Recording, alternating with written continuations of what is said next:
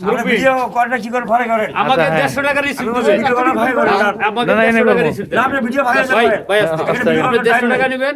150 টাকা রিসিভ দেন আমার 150 টাকা রিসিভ দেন 150 টাকা লিখে দেন একটা টিকিট দেন আপনি কি 150 টাকা টিকিট করাবেন টিকিট কাটা আপনার কাছে লোক আছে আমরা টাইম মতো যান কথা আছে আপনি 10:30 টায় যান আপনি ভিডিও করার টাইম দেন 150 টাকা লিখে 10 জন নেন 10 জন দিবেন লোক যাবে না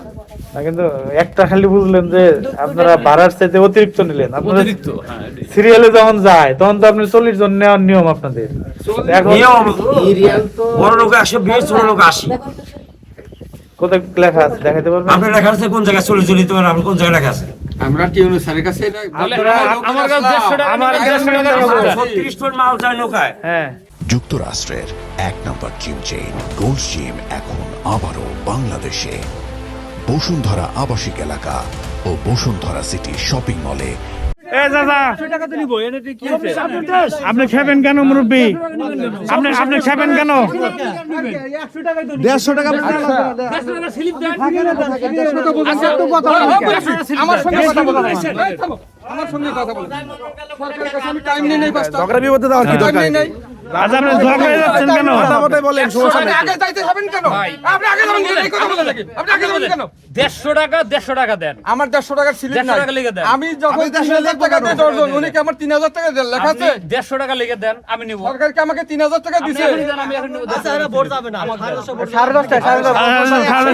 দর্জনের প্যাকেজ দিয়ে দেয় 3000 টাকায় উনি কি লেখা আছে 3000 ভোট নেন সমস্যা নেই 1000 ভোট নেন কোনো সমস্যা নেই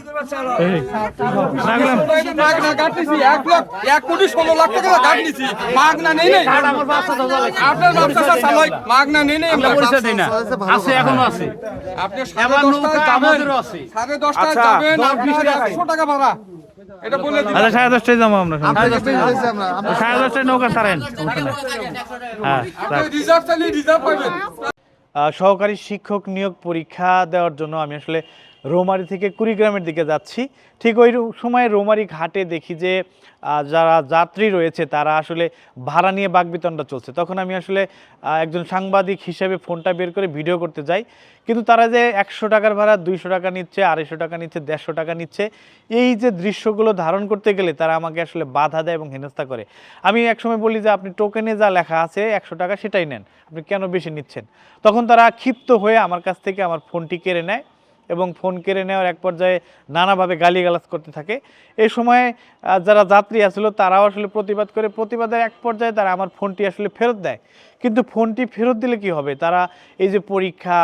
ঈদ, পূজা, এই যে উৎসবগুলো দিনে তারা ইচ্ছামতো ভাড়া বাড়িয়ে দিয়ে সিন্ডিকেট করে মানুষের ভোগান্তি হেনস্থার শিকার করে। তো আমি প্রশাসনকে বলবো যে আমি একজন সাংবাদিক হিসেবেই, যেহেতু যাত্রী হিসেবে সাংবাদিক হিসেবেই আমাকে হয়রানি করেছে, আর সাধারণ যাত্রীদের তাহলে তারা কিভাবে হয়রানি করে প্রতিনিয়ত। এজন্য এই উৎসবের দিনগুলোতে যাতে প্রশাসনের নজর থাকে এবং প্রশাসন যেন এই সিন্ডিকেটের হাত থেকে সাধারণ মানুষকে রক্ষা করে, এই বিষয়ে আমি অবশ্য প্রশাসনের দৃষ্টি কামনা করব।